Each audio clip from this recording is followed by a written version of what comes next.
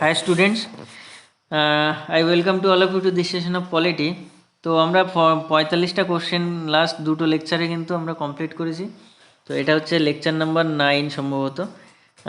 তো এটা আমরা পার্টস, আর্টিকেল অ্যান্ড শিডিউলের উপরে যে লেকচারটা করছিলাম 65 টোটাল কোশ্চেন, তার এখানে 45 ডিসকাশন হয়ে গেছে, 45 কোশ্চেন। তো 46 to 65 কোশ্চেন এখানে ডিসকাস করব, 10 মিনিটের মধ্যে কমপ্লিট হয়ে যাবে। তো লেটস স্টার্ট। কি বলছে 46 কোশ্চেন নাম্বার 46 কি বলছে, which of the following is properly matched. তাহলে কোনটা কোনটা ম্যাচ হয়ে আছে properly. Supreme court of India, এটা কি আর্টিকেল 318 বা election commission of India 324, UPSC 320, attorney general. তো অ্যাটর্নি জেনারেল অফ ইন্ডিয়া হচ্ছে 76, ইউপিএসসি আছে 315 থেকে 323, ইলেকশন কমিশন হচ্ছে 324, এটা কারেক্টলি ম্যাচ আছে। আর সুপ্রিম কোর্ট হচ্ছে 124 থেকে 147, ঠিক আছে। তো অ্যান্সার কী হবে তাহলে, অ্যান্সার হবে বি। 46-এর অ্যান্সার হচ্ছে বি, ঠিক আছে। নেক্সট 46-এর অ্যান্সার হচ্ছে B. 47, by which name or names is our country mentioned in the constitution। তাহলে কী নামে কনস্টিটিউশনে মানে আমাদের কান্ট্রিটা মেনশন করা আছে। তো এর অ্যান্সার 47 অ্যান্সার হচ্ছে ইন্ডিয়া, দ্যাট ইজ ভারত। ইন্ডিয়াও লেখা আছে, ভারতও লেখা আছে। মানে অনেকেই চেয়েছিল মডার্ন কনসেপ্ট অনুযায়ী ইন্ডিয়া থাকুক, আর অনেকে বলছে ভারত, যে মেরা ভারত মহান, এটা একটা হিন্দুস্তানি মানে অ্যাকচুয়ালি ইন্ডিয়ানদের একটা ইমোশন জড়িয়ে আছে ভারতের সঙ্গে।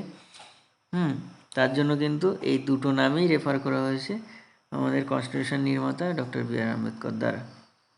তারপরে কি বলছে 48 কি বলছে, 48 the constitutional states has been given to panchayat under article, ঠিক আছে। মিনিট, কোশ্চেন নাম্বার 48 বলছে constitutional state has been given to the Panchayati Raj under article 243 আন্ডারে এই যে পঞ্চায়েতি রাজ এই সমস্ত প্রভিশনগুলো লেখা আছে schedule 11, 73rd constitutional amendment act of 1992। Next, আর এটা ডিপিএসপি 40 থেকে ডিরাইভ করা হয়েছিল, ঠিক আছে। আচ্ছা, নেক্সট কোশ্চেন বলছে 49 কি বলছে, under which Article of the Constitution of India can the Indian Parliament make law under the residuary power, ঠিক আছে। Residuary power, under residuary power the Indian parliament law তৈরি করতে পারে, সেটা কোন কনস্টিটিউশন থেকে। তো 49 আমরা এগুলো সব কিন্তু পড়েছি, ফিচার্স অফ দ্য ইন্ডিয়ান কনস্টিটিউশনেও আমরা দেখেছি এগুলো। তো 49-এর অ্যান্সারটা কী হবে, 49-এর অ্যান্সার হচ্ছে এ, 248। তাহলে 248-এর আন্ডারে কিন্তু এটা পার্লামেন্ট করতে পারে, ল তৈরি করতে পারে।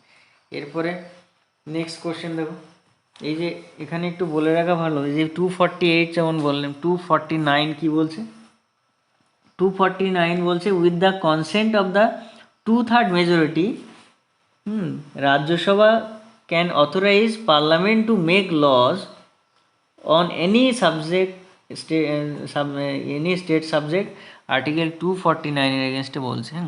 2/3 মেজরিটি নিয়ে রাজ্যসভা কী করতে পারে, অথরাইজ করে পার্লামেন্টকে করতে পারে কোনো ল বানাতে গেলে, ঠিক আছে।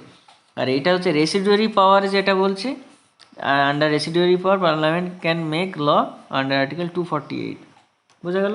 250 কি বলছে, 250 বলছে if there is a national emergency parliament has the right to make laws with respect to state subject automatically, মানে অটোমেটিক্যালি যদি কোনো রকম কোনো ন্যাশনাল এমার্জেন্সি লাগু হয়, ঠিক আছে, তখন কিন্তু পার্লামেন্ট অটোমেটিক্যালি কোনো একটা স্টেট সাবজেক্টের উপরে অটোমেটিক্যালি কিন্তু পার্লামেন্ট আন্ডার আর্টিকেল 250-এর আন্ডারে কিন্তু এই পাওয়ারটা দেওয়া আছে পার্লামেন্টকে, পার্লামেন্ট ল তৈরি করতে পারে, ঠিক আছে।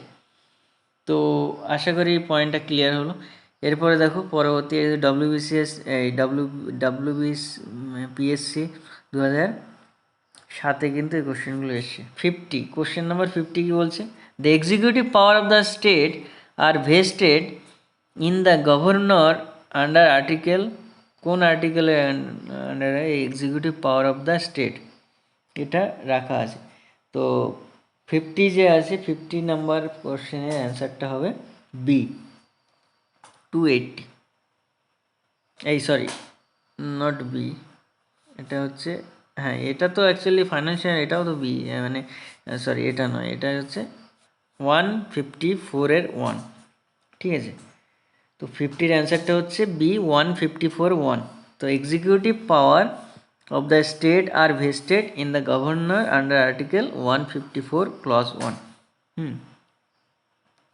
ঠিক আছে। নেক্সট, তার মানে এই যে executive power of the state মানে ভেস্ট করা আছে, মানে এটা কিন্তু ইন দ্য গভর্নর আর্টিকেল, এটা 154, এটা হচ্ছে অ্যান্সার। নেক্সট 51টা কি বলছে?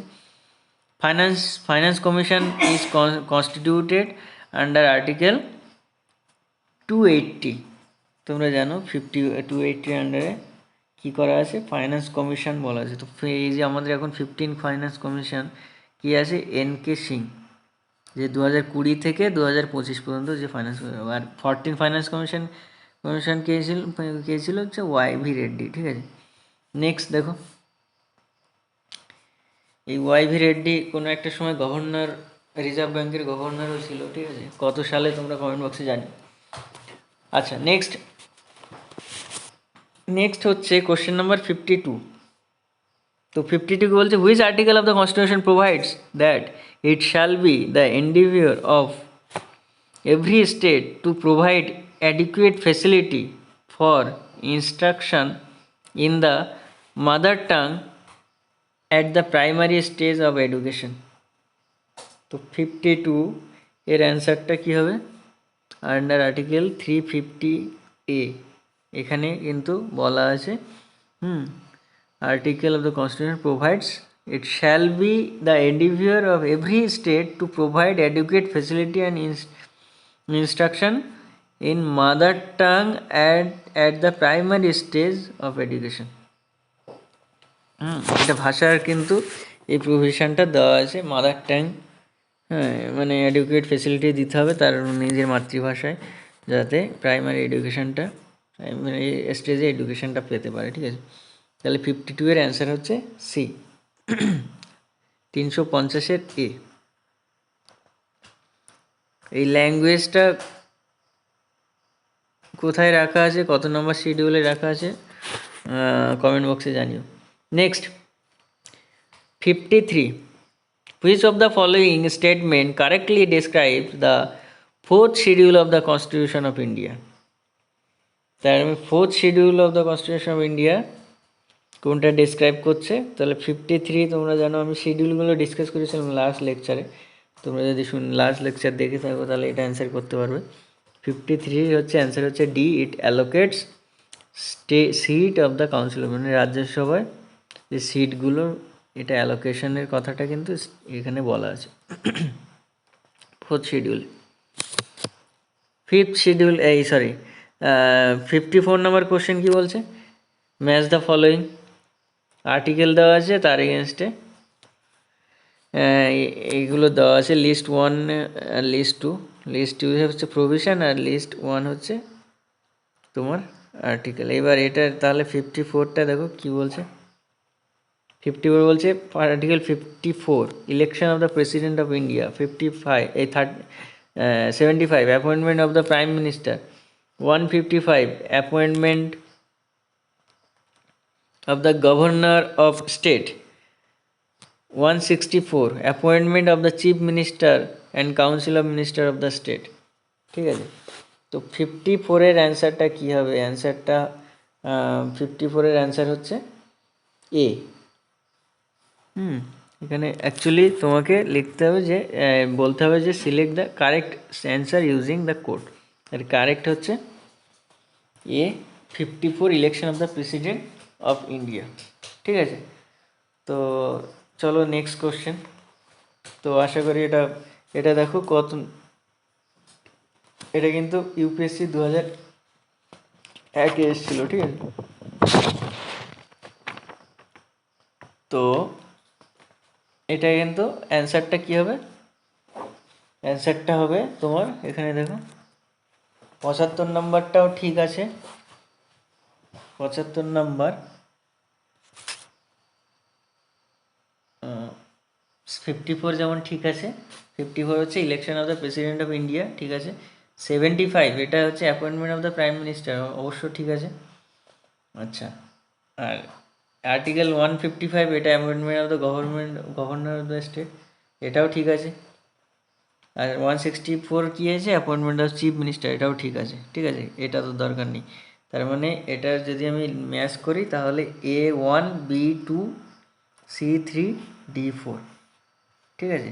তাহলে এখানে দেখো অপশানটা A1 B2 C3, তাহলে অ্যান্সারটা ইউপিএসসি 2001-এ কোশ্চেনটা এসেছিলো, তো এটা অ্যান্সারটা হচ্ছে এ, ঠিক আছে, বুঝা গেল। Next question number 55, match the following again.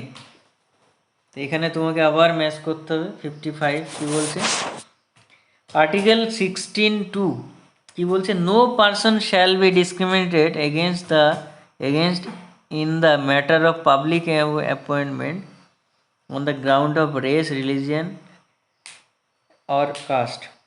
তো এটা কি ঠিক না ভুল? তো এটা নেক্সট কোশ্চেন আছে 29(2). 29(2) কি বলছে,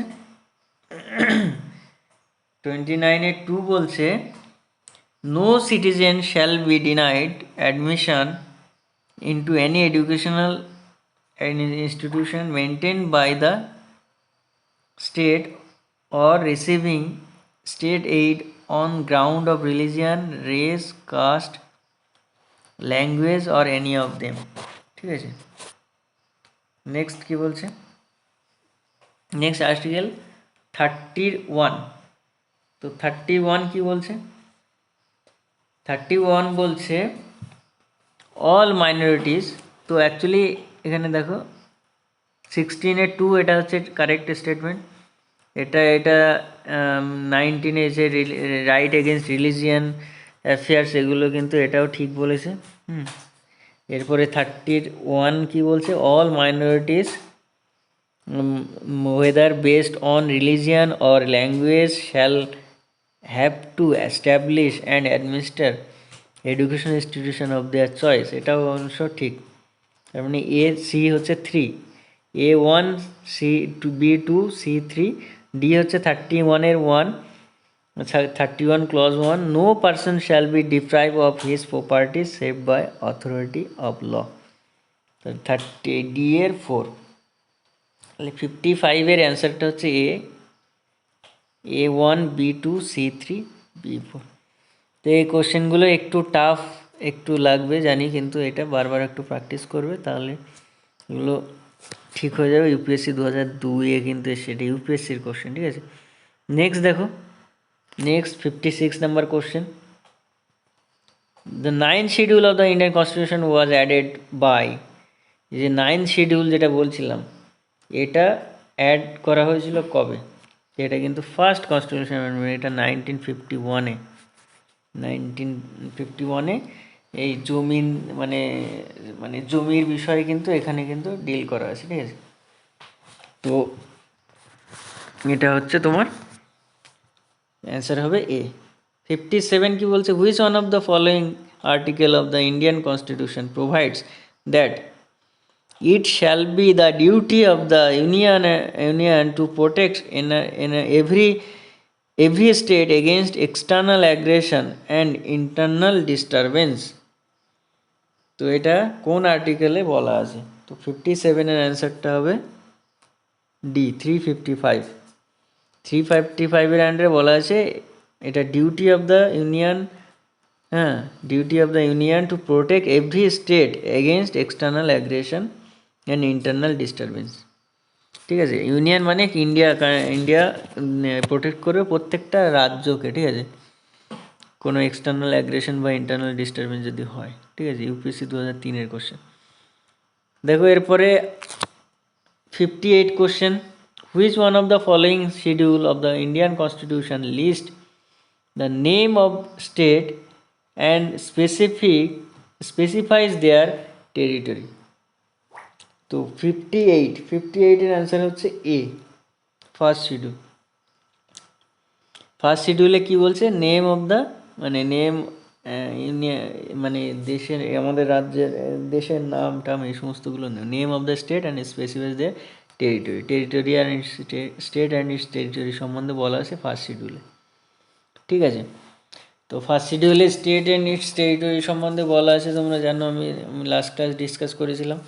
এইভাবে যদি আমি বলি সেকেন্ড শিডিউলে, তাহলে কি আছে, ইনভলভমেন্টস অ্যালায়েন্স যেগুলো আছে, গভর্নর, প্রেসিডেন্ট, এগুলো প্রিভিলেজগুলো। থার্ডে বলেছিলাম ওথ অ্যান্ড অ্যাফরমেশন। ফোর্থে বলেছিলাম allocation of seat in Rajya Sabha. হ্যাঁ, ফিফথে বলেছিলাম schedule area and schedule tribes. সিক্সে বলেছিলাম মেঘালয়, ত্রিপুরা, আসাম, মিজোরামে কিছু স্পেশাল প্রভিশন দেওয়া হয়েছে ট্রাইবাল এরিয়াগুলোতে। সাথে তালিকা বলেছিলাম, সেভেনে ডিভিশন অফ পাওয়ার যেটা। এইটা হচ্ছে ল্যাঙ্গুয়েজ, 22টা ল্যাঙ্গুয়েজ। এই 22টা ল্যাঙ্গুয়েজের গল্প আছে। 22টা ল্যাঙ্গুয়েজ প্রথমে 14টা ছিল, এখন প্লাস হয়ে 8টা হয়ে 22টা হয়েছে। এবার এই 22টার মধ্যে, হ্যাঁ, এরপর মানে সংশোধন হয়েছিল, ঠিক আছে। তো 21st constitutional amendment act of 1967, এই 1967-এ কিছু মানে অ্যাড করা হয়েছিল, ঠিক আছে। তো তারপরে কি করা হয়েছে দেখো, 21st constitutional amendment act of 1967, ঠিক আছে।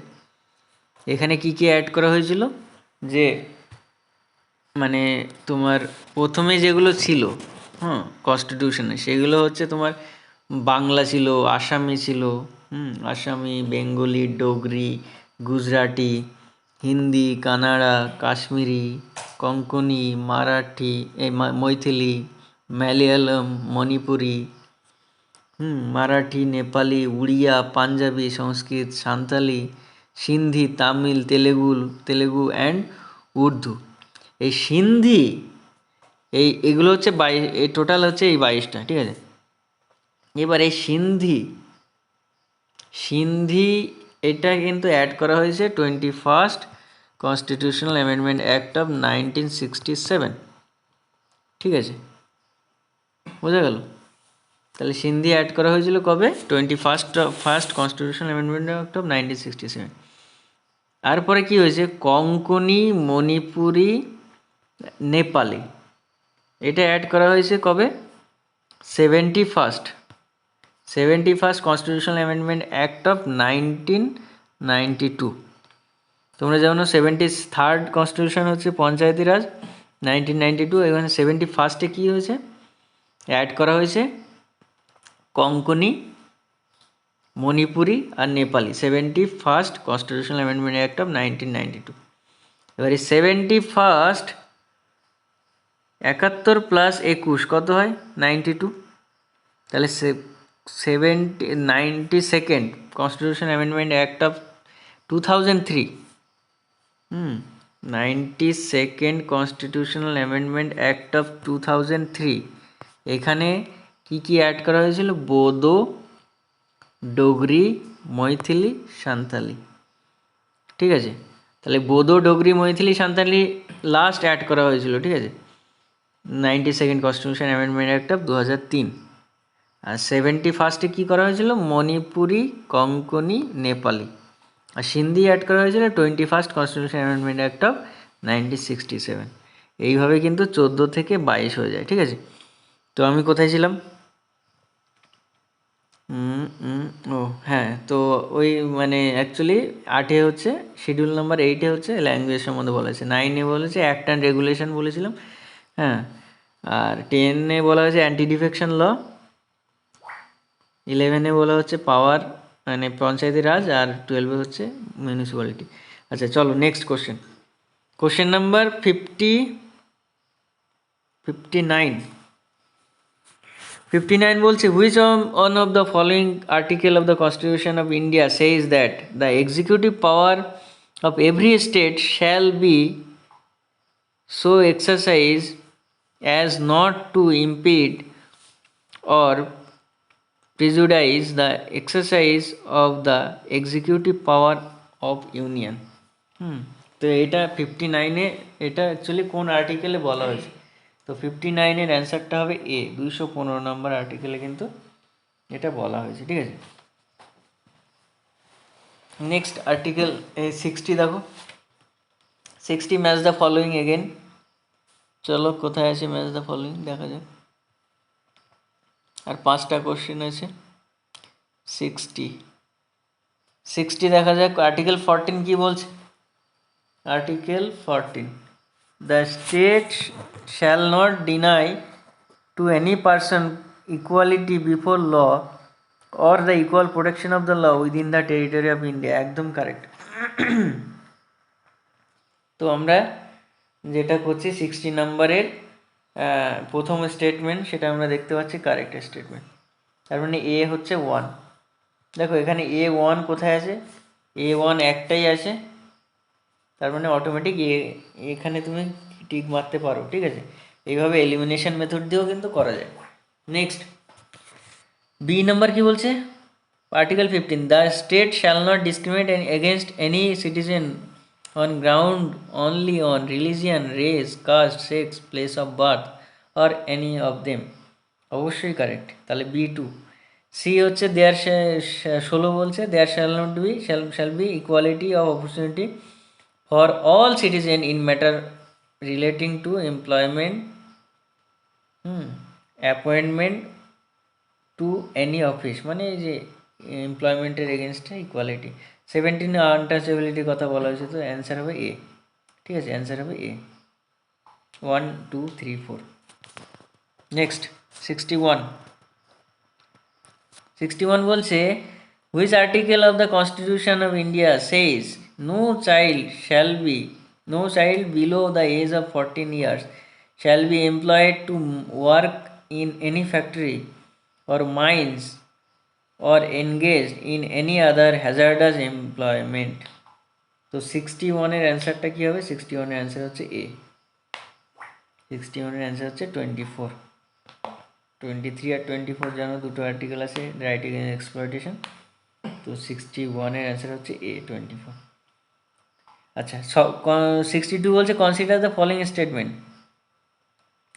62 কি বলছে? যে the constitution of India has 22 parts, একদম কারেক্ট। তারপর কি বলছে? দেয়ার আর 395 article in the constitution of India, একদম কারেক্ট। তারপর কি বলছে? 9, 10 to 11 and 12 schedule were added to the Constitution of India by Constitution Amendment Act, একদম ঠিক। তাহলে D is the correct answer, 62D।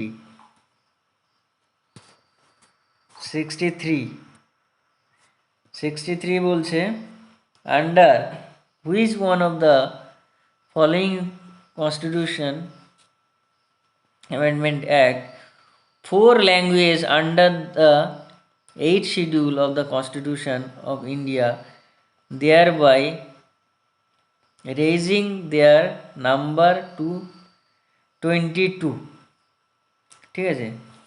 কি বলছে? Under which one of the following constitution amendment acts 4 language, হ্যাঁ 4টে language and in the 8th schedule of the constitution of India. এক্ষুনি আমি কিন্তু ডিসকাস করলাম যে 4টে ল্যাঙ্গুয়েজ কখন, মানে কোনটা দিয়ে কোন, মানে অ্যাকচুয়ালি করা হয়েছিল, অ্যাড করা হয়েছিল। তো আমি এক্ষুনি বললাম যে 93rd যেটা বলছি সে বোদো, ডোগরি, মৈথালি, সাঁওতালি, এটা হচ্ছে 92nd, ঠিক আছে। তার মানে 63 অ্যান্সার হবে C, 92nd constitution amendment act. Bodo, Dogri, Maithili আর সাঁওতালি, এটা কিন্তু 92nd constitution amendment act of 2003 এখানে কিন্তু অ্যাড করা হয়েছিল। আর 73rd-এ তিনটে ছিল, কঙ্কনি, মণিপুরি, নেপালি। আর 73rd কবে ছিল? 1992। আর 21st সেটা হচ্ছে 1961, সেটা হচ্ছে শুধু সিন্ধি ছিল, ঠিক আছে, বোঝা গেল। এরপরে দেখো লাস্ট কোশ্চেন, এই second last question, 64 number question. The schedule of the Constitution of India contains special provision for the administration and control of the schedule area in several states. কোন শিডিউলের মধ্যে দেওয়া আছে? 64 অ্যান্সার হচ্ছে বি, ফিফথ শিডিউল। হ্যাঁ, schedule and tribal এরিয়ায় বলা হয়েছিল। Fifth শিডিউলে কী বলছে? Provision as to administration and control of scheduled area and scheduled tribes. 64 last question, which of the following article cannot be suspended during the national emergency? Very very important question, এটা বহুতবার question এই পরীক্ষা মানে এক্সামে এসছে। তো 65 তোমরা জানো 20 আর 21 নম্বর article, সেটা কিন্তু সাসপেন্ড করা যায় না ডিউরিং এমার্জেন্সি, ঠিক আছে? কেন যায় না? কারণ 20 আর 21 এটা হচ্ছে তোমার রাইট টু লাইফ, ঠিক আছে? তো রাইট টু লাইফ সম্বন্ধে এখানে কিন্তু বলা হয়েছে 20 কি বলছে? Protection in respect to conviction of offence, আর 21 হচ্ছে রাইট টু এই protection of life and personal liberty, ঠিক আছে? এই জন্য এটা কিন্তু ভায়োলেট করা যায় না, ঠিক আছে? তো এটা হচ্ছে কোশ্চেনগুলোর অ্যান্সার। তোমরা পিডিএফটা জিকে বাই ধীরাজ স্যার যে টেলিগ্রাম চ্যানেল আছে সেখানে পেয়ে যাবে, এই নামে সার্চ করবে, ঠিক আছে? যে মানে অ্যাকচুয়ালি এই তোমার এটা কি করা হলো, part schedule and schedule and part schedule of the constitution এটা। তো আশা করি ভিডিওটি ভালো লেগেছে। এরপরে আমরা নতুন আজকে যেটা part article and schedule of the constitution পড়লাম, এরপর আমরা ইউনিয়ন অ্যান্ড ইটস টেরিটরি পড়ব, ঠিক আছে? 7 নম্বরটা। তো today up to this, thank you for listening. জয় হিন্দ।